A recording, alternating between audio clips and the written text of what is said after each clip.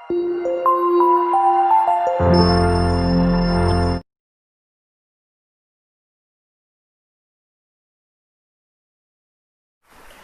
Morning students.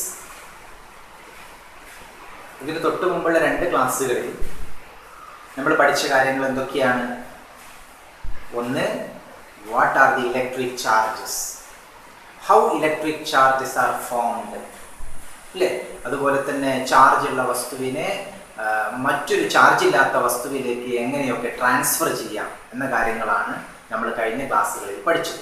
അതുപോലെ തന്നെ ചാർജിൻ്റെ properties നമ്മൾ പഠിച്ചു. എന്തൊക്കെയാണ് ചാർജിൻ്റെ properties? Number 1, additivity of charges. Number 2, charge is conserved. Number 3, quantization of charge. ഈ കാര്യങ്ങളൊക്കെയാണ് നമ്മൾ കഴിഞ്ഞ ക്ലാസ്സുകളിൽ നമ്മൾ പഠിച്ചത്. ഇന്ന് നമുക്ക് പഠിക്കാനുള്ളത് ഈ ചാപ്റ്ററിലെ ഏറ്റവും പ്രധാനപ്പെട്ട ഒരു ലോയെ പറ്റിയാണ് നമുക്ക് പഠിക്കാനുള്ളത്. That is called Coulomb's law.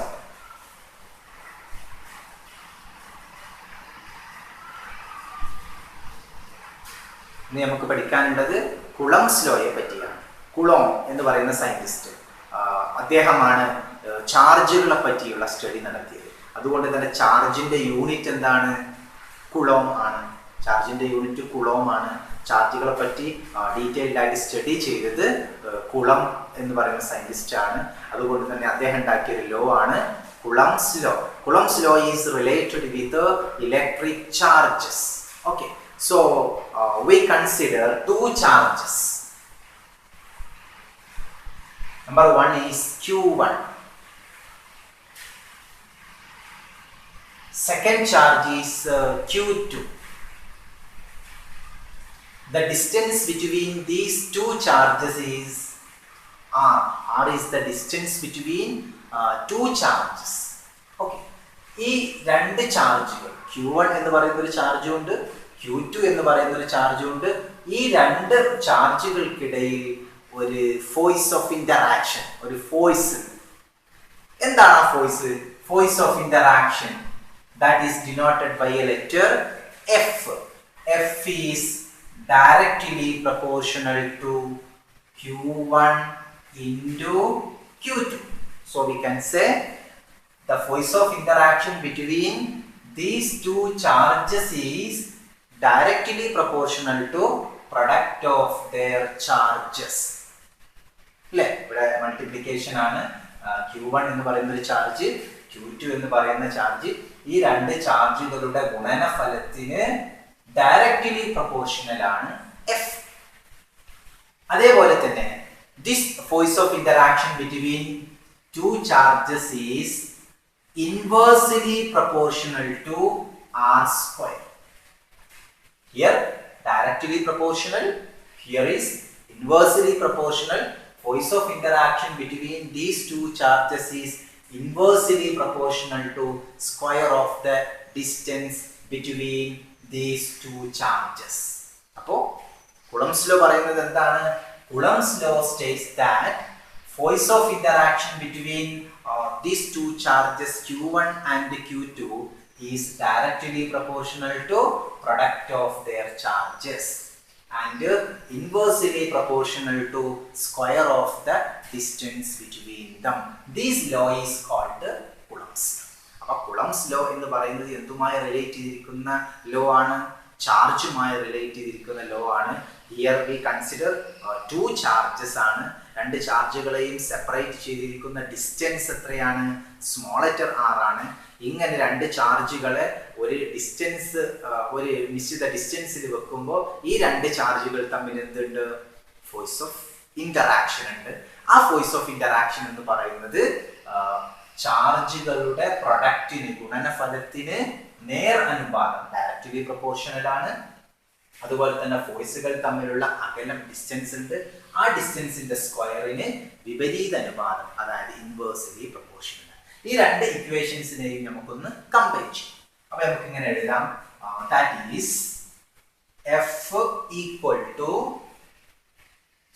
F proportional to Q1 Q2 by R square. എന്നിട്ട് that is F equal to, അല്ലേ? F equal to അതായത് ഇവിടെ പ്രൊപ്പോർഷനാലിറ്റി സൈൻ ഉണ്ട്, അത് ഒഴിവാക്കിയിട്ട് നമ്മൾ ഈക്വൽ ടു എന്ന് കൊടുക്കുന്നു. ഈക്വൽ ടു എന്ന് കൊടുക്കുമ്പോൾ നമുക്ക് എന്ത് ചെയ്യാം, ഇവിടെ ഒരു കോൺസ്റ്റന്റ് കൊണ്ട് മൾട്ടിപ്ലൈ ചെയ്യാം. ആ കോൺസ്റ്റന്റ് ആണ് 1/4πε. എന്താ വായിക്കുക, epsilon. F equal to 1/4πε Q1 Q2 by R square. F equal to 1/4πε Q1 Q2 by R square. Okay. Here ഇവിടെ ഈക്വൽ ടു ഉണ്ട്, ഒരു കോൺസ്റ്റന്റ് വാല്യൂ ഉണ്ട്.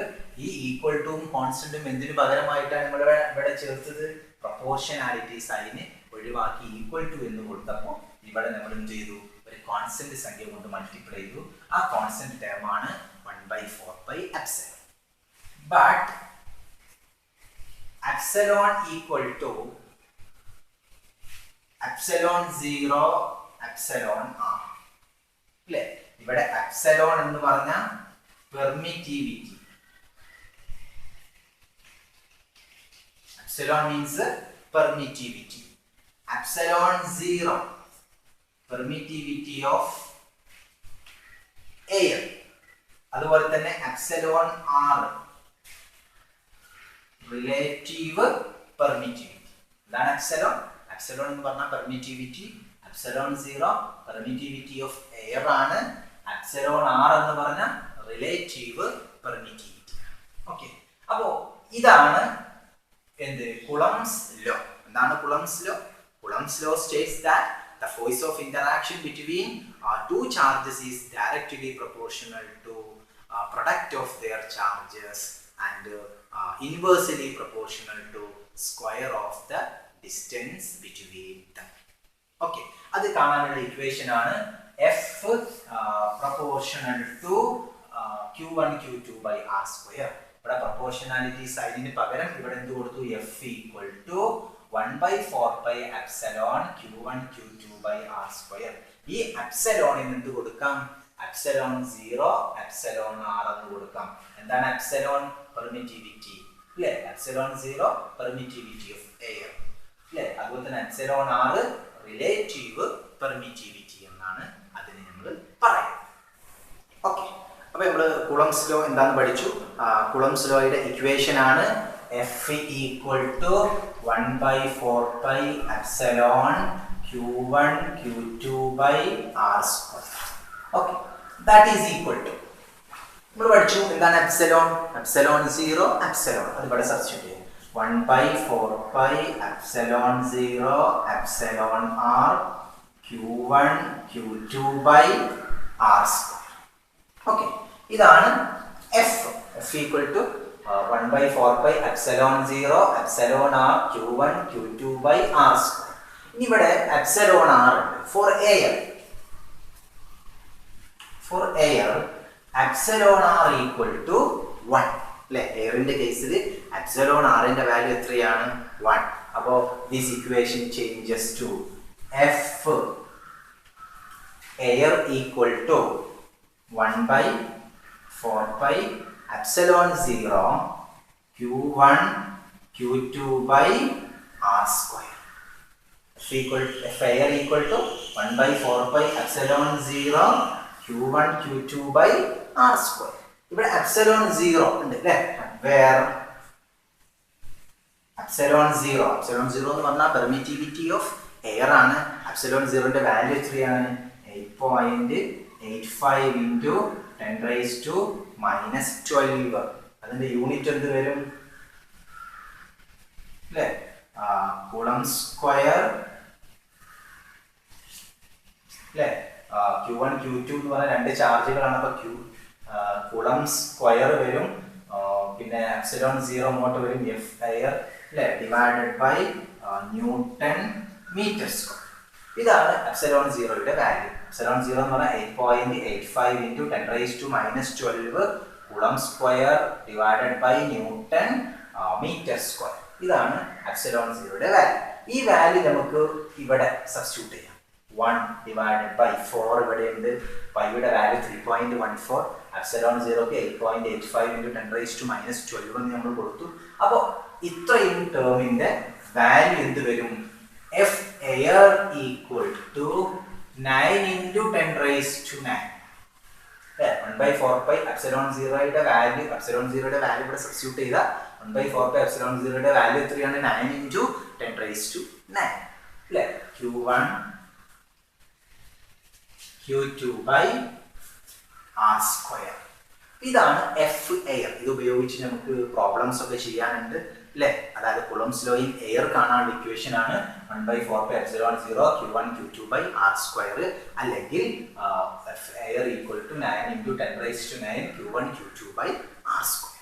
ഇനി നമുക്ക് ഈ ഇക്വേഷനെ നമുക്ക് വെക്റ്റർ ഫോമിൽ എന്താണ് vector A quantity which have both magnitude and direction അല്ലേ. അപ്പൊ ഇത് ഈ എയർ ഈ ഫോഴ്സിന് നമുക്ക് എന്ത് ചെയ്യാം വെക്റ്റർ ഫോമിൽ എഴുതാം. അപ്പൊ നമുക്ക് ഇങ്ങനെ എഴുതാം F air equal to 1 by 4 pi epsilon 0. ഇവിടെ വെക്ടറിന്റെ ചിഹ്നം ഉണ്ട് എഫ് അല്ലേ. വെക്റ്റർ എഫ് ആണ്. F vector F equal to 1 by 4 pi epsilon 0 Q1 Q2 by R square into R cap. R cap നമ്മൾ പഠിച്ചിട്ടുണ്ട് I cap J cap K cap. I cap എന്ന് പറഞ്ഞാൽ എക്സ് ഡയറക്ഷനിൽ ഡയറക്ഷൻ ആണ്. J cap എന്ന് പറഞ്ഞാൽ Y direction ആണ്. K cap എന്ന് പറഞ്ഞാൽ സെഡ് ഡയറക്ഷൻ ആണ് പഠിച്ചിട്ടുണ്ട്. അപ്പൊ ഡയറക്ഷനെ സൂചിപ്പിക്കാൻ വേണ്ടി നമുക്ക് എന്ത് പഠിക്കാം യൂണിറ്റ് വെക്ടറുകൾ ഉപയോഗിക്കാം അല്ലേ. ഇവിടെയുള്ള യൂണിറ്റ് വെക്ടർ ആണ് ആർ ക്യാപ്പ് അല്ലേ. അപ്പൊ നമുക്ക് ഇതിനെ നമുക്ക് എന്ത് എഴുതാം F air equal to 1 by 4 pi epsilon 0 Q1 Q2 by R square into R cap. ഇനി അതല്ല നമുക്ക് ഇങ്ങനെ എഴുതാം vector F equal to 1 by 4 pi epsilon 0 Q1 Q2 by അല്ലേ. ഈ Q1 ഉം Q2 ഉം തമ്മിലുള്ള ഡിസ്റ്റൻസിന് നമുക്ക് R12 എന്നാണെന്ന് ഇരിക്കട്ടെ. R12 അങ്ങനെയാണെങ്കിൽ ഇവിടുത്തെ യൂണിറ്റ് വെക്ടർ എന്ന് എഴുതും R12 ക്യാപ്പ് എന്ന് എഴുതാം. R12 ക്യാപ്പ് അല്ലേ. അപ്പൊ ഇവിടെ ഉള്ള ടേം ഏതാണോ അതിന് യൂണിറ്റ് വെക്ടർ ആക്കിയിട്ടാണ് നമ്മൾ ഇവിടെ ഇട്ടത്. ഇങ്ങനെ നമുക്ക് കൂളംസ് ലോയെ നമുക്ക് വെക്റ്റർ ഫോമിൽ നമുക്ക് എന്ത് എഴുതാൻ വേണ്ടിയിട്ട് അല്ലേ. അപ്പൊ ഇത്രയാണ് കൂളംസ് ലോയെ പറ്റി നമുക്ക് പഠിക്കാം. എന്താണ് Coulomb's law? The force of interaction between two charges is directly proportional to square of the product of their charges and inversely proportional to square of the distance between them. അതായത് F equal to 1 by 4 pi epsilon അല്ലേ Q1 Q2 by R square അല്ലെങ്കിൽ എയറിലാണെങ്കിൽ 1 by 4 pi epsilon 0 Q1 Q2 by R square. epsilon 0 ന്റെ value ഇവിടെ substitute ചെയ്താൽ നമുക്ക് ഇങ്ങനെ എഴുതാം 9 into 10 raised to 9 Q1 Q2 by R square. ഈ ഫോഴ്സ് ഓഫ് ഇന്ററാക്ഷന് നമുക്ക് എന്ത് എഴുതാം വെക്റ്റർ ഫോമിൽ എഴുതാം. വെക്റ്റർ ഫോമിൽ വരുമ്പോൾ ഇവിടെ ഒരു യൂണിറ്റ് വെക്റ്റർ വരും R cap 1 by 4 pi epsilon 0 Q1 Q2 by R square into R cap എന്ന് നമുക്ക് എഴുതാൻ വേണ്ടിയിട്ട് പറ്റും. ഇത്രയാണ് കൂളംസ് ലോയെ പറ്റി നമുക്ക് പഠിക്കാൻ. നെക്സ്റ്റ് നമുക്ക് പഠിക്കാനുള്ളത് ഫോഴ്സസ് ബിറ്റ്വീൻ മൾട്ടിപ്പിൾ ചാർജസ്.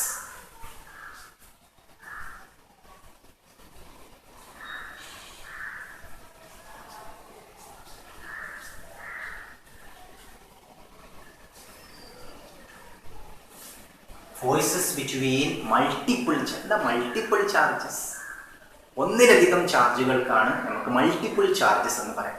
അപ്പോൾ നമുക്കറിയാം രണ്ട് ചാർജുകൾ അല്ലേ.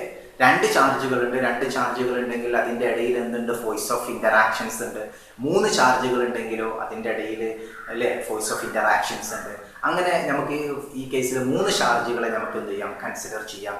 Q1 Q2 Q3. Q1 Q2 ആണെങ്കിൽ നമ്മൾ പഠിച്ചിട്ടുണ്ട് F equal to 1 by 4 pi epsilon 0 Q1 Q2 by R square. ഇനി 3 ചാർജുകൾ ഉണ്ടെങ്കിൽ അതിൻ്റെ ടോട്ടൽ ഫോഴ്സ് എന്താണ് എന്നാണ് ഇവിടെ നമുക്ക് പഠിക്കാനുള്ളത്. എന്നിട്ട് ആ 3 ചാർജുകളെ നമുക്ക് n ചാർജസിലേക്ക് നമുക്ക് എന്ത് ചെയ്യാം എക്സ്റ്റെൻഡ് ചെയ്യാം. So we consider here A charge Q1 Q2 Q3. Here is the origin O.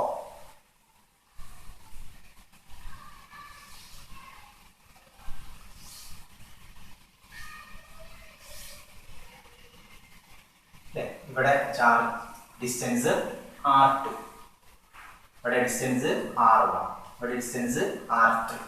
Q1 Q2 രണ്ട് ചാർജുകളുണ്ട്. രണ്ട് ചാർജുകൾക്കിടയിലുള്ള ഡിസ്റ്റൻസ് ആണ് R12. Q1 ഉണ്ട്, Q3 ഉണ്ട് അല്ലെ. ഈ രണ്ട് ചാർജുകൾക്കിടയിലുള്ള ഡിസ്റ്റൻസ് ആണ് R13. നമുക്കറിയാം ഈ Q1 എന്ന് പറയുന്ന ചാർജ്, ഈ ചാർജ് അല്ലെ രണ്ട് തരത്തിലുള്ള ഫോഴ്സുകളുണ്ട്. ഒന്നാമത്തെ ഫോഴ്സ് എന്താ? Q2 മുഖേന Q1 എന്തുണ്ട്? ഒരു ഫോഴ്സ് ഉണ്ട്. അതുപോലെ തന്നെ Q3 മുഖേനയും ഈ Q1 എന്തുണ്ട്? ഫോഴ്സ് ഉണ്ട്. അപ്പോ ഇവിടെയുള്ള ഫോഴ്സ് ഇതാണ് F1 അല്ലെ. ഇനി ഈ Q2 മുഖേനയുള്ള ഫോഴ്സ് അതാണ് F12. Q3 മുഖേന Q1 ഒരു ഫോഴ്സ് ഉണ്ട്, അതാണ് F13 അല്ലെ. ടോട്ടൽ ഫോഴ്സ് അല്ലെ ആക്ടിങ് അപ്പോൺ Q1 അല്ലെ. Q1 അനുഭവപ്പെടുന്ന ടോട്ടൽ ഫോഴ്സ് ആണ് F1. Q3 മുഖേന Q1 ഉണ്ടാകുന്ന ഫോഴ്സ് ആണ് F12. Q2 മുഖേന Q1 ഉണ്ടാകുന്ന ഫോഴ്സ് ആണ് F12. ഈ F12ഉം F13ഉം കൂടെ ആഡ് ചെയ്താൽ നമുക്ക് എന്ത് കിട്ടും? F1 കിട്ടും. So we can write F1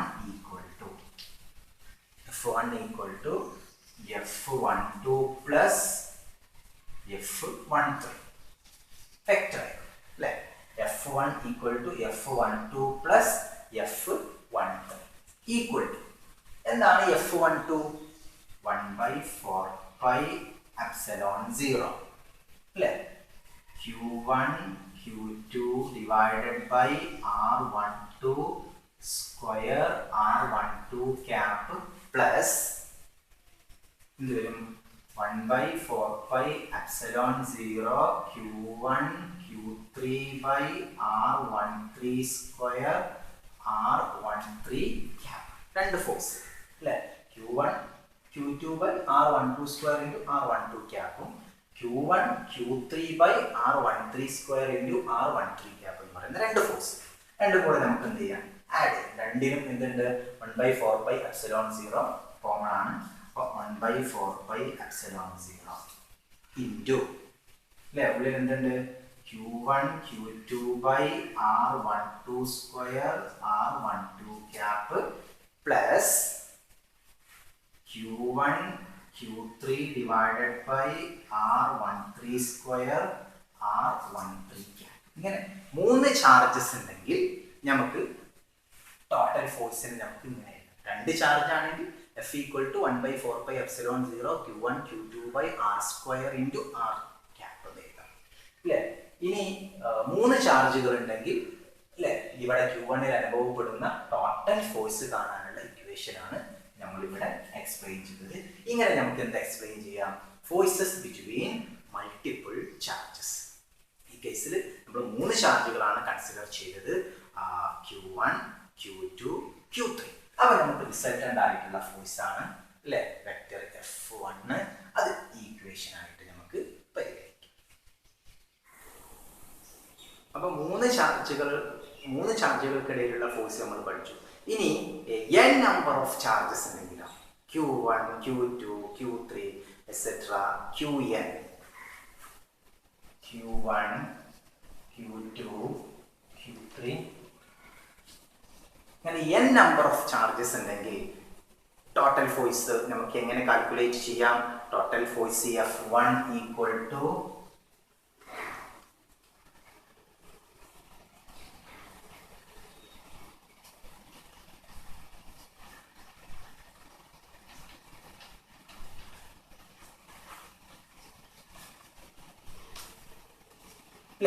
F12 plus F13 plus F14 etc. plus F1n ഇങ്ങനെ എഴുതാം. ഇനി ഓരോന്നിന്റെയും വാല്യൂസ് നമുക്ക് സബ്സ്റ്റിറ്റ്യൂട്ട് ചെയ്യാം.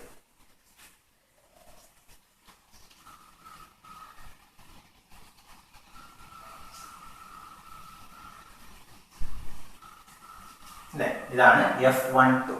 ഇനി F13 എന്താ? 1/4 pi epsilon 0 Q1 Q3 by R13 square R13 cap അല്ലേ. അങ്ങനെ nth ഇല്ലേ F1n എന്താണ്? 1/4 pi epsilon 0 Q1 Qn by R1n square R1n cap എന്ന് കൊടുക്കാം. ഇങ്ങനെ ഈ ഇക്വേഷൻസിനെ ഒക്കെ നമുക്ക് സിമ്പിൾ ആയിട്ട് നമുക്ക് ഈ ഒരു ഫോമിൽ എഴുതാം. 1/4 എപ്സിലോൺ 0 എല്ലാറ്റിലും കോമൺ ആണ്. അതുപോലെ തന്നെ Q1 എല്ലാറ്റിലും ഉണ്ട്. ഇങ്ങനെ എഴുതാം Q1/4 എപ്സിലോൺ 0. ഇത് എല്ലാം കൂടെ ആഡ് ചെയ്യലാണ്. ആഡ് ചെയ്യുന്ന അല്ലേ ടോട്ടൽ ഈ 2 മുതൽ n വരെ നമുക്ക് ആഡ് ചെയ്യണം. അതിന് നമുക്ക് എന്ത് കൊടുത്തു? സമ്മേഷൻ. ഏത് മുതലാണ്? I equal to 2 to n അല്ലേ? 2 മുതൽ n വരെ നമുക്ക് ആഡ് ചെയ്യാം. I equal to 2 to n അല്ലേ? Summation I equal to 2 to n അല്ലേ? പിന്നെ എന്ത് വരും അല്ലേ? Q2 Q3 അതിന് നമുക്ക് എന്ത് കൊടുക്കാം? Qi എന്ന് കൊടുക്കാം. ആദ്യം ഐക്ക് 2 എന്ന് കൊടുത്താൽ Q2, ഐക്ക് 3 എന്ന് കൊടുത്താൽ Q3, ഐക്ക് n എന്ന് കൊടുത്താൽ Qn. ഇങ്ങനെ വരും. താഴെ എന്ത് വരും? R1i സ്ക്വയർ R1i ക്യാപ് അല്ലേ? അപ്പൊ n നമ്പർ ഓഫ് ചാർജസ് ഉണ്ടെങ്കിൽ നമുക്ക് ടോട്ടൽ ഫോഴ്സിനെ നമുക്ക് ഇങ്ങനെ എക്സ്പ്ലെയിൻ ചെയ്യാം. Q1/4 epsilon 0 summation I equal to 2 to n Qi divided by R1i square R1i cap എന്ന് കൊടുക്കാം. ഇങ്ങനെ മൾട്ടിപ്പിൾ ചാർജസിന്റെ ഫോഴ്സസ് ബിറ്റ്വീൻ മൾട്ടിപ്പിൾ ചാർജസ് നമുക്ക് എക്സ്പ്ലെയിൻ ചെയ്യാം. ഓക്കെ, അപ്പൊ ഇന്ന് നമ്മൾ എന്തൊക്കെ പഠിച്ചു? ഒന്ന് കുളംസ് ലോ. എന്താണ് Coulomb's law? Forces of interaction between two charges is directly proportional to product of their charges and inversely proportional to square of the distance between. ഇല്ലേ? പിന്നെ നമ്മൾ അതിന്റെ ഇക്വേഷൻ പഠിച്ചു. എന്താ? F equal to 1/4 epsilon Q1 Q2 by R square. എയറിലാണെങ്കിലോ F air equal to 1/4 epsilon 0 Q1 Q2 by R square എന്ന് പഠിച്ചു. ഇല്ലേ? 1/4 epsilon 0ക്ക് നമുക്ക് 9 × 10⁻⁹ എന്ന് കൊടുക്കാം. അതിന് നമുക്ക് വെക്റ്റർ ഫോമിൽ എങ്ങനെ എഴുതാം? 1/4 epsilon 0 Q1 Q2 by R square into R cap എന്ന് എഴുതാം. അതുപോലെ തന്നെ നമുക്ക് ഫോഴ്സസ് ബിറ്റ്വീൻ മൾട്ടിപ്പിൾ ചാർജസ് നമ്മൾ പഠിച്ചു. അപ്പോൾ ഇന്ന് പഠിച്ച കുളംസ് ലോ വളരെ ഇമ്പോർട്ടൻ്റ് ആണ്. കുളംസ് ലോയുടെ ഡെഫിനിഷൻ പഠിക്കണം. കുളംസ് ലോയുടെ ഡിഫറെൻറ്റ് ഇക്വേഷൻസ്, എഫ് കാണാനുള്ള ഡിഫറെൻറ്റ് ഇക്വേഷൻസ് പഠിക്കണം. ഇതുമായി ബന്ധപ്പെട്ട പ്രോബ്ലംസ് ഒക്കെ നമ്മൾ പ്രാക്ടീസ് ചെയ്യണം. അപ്പോൾ ഇനി നമുക്ക് today we can conclude our class.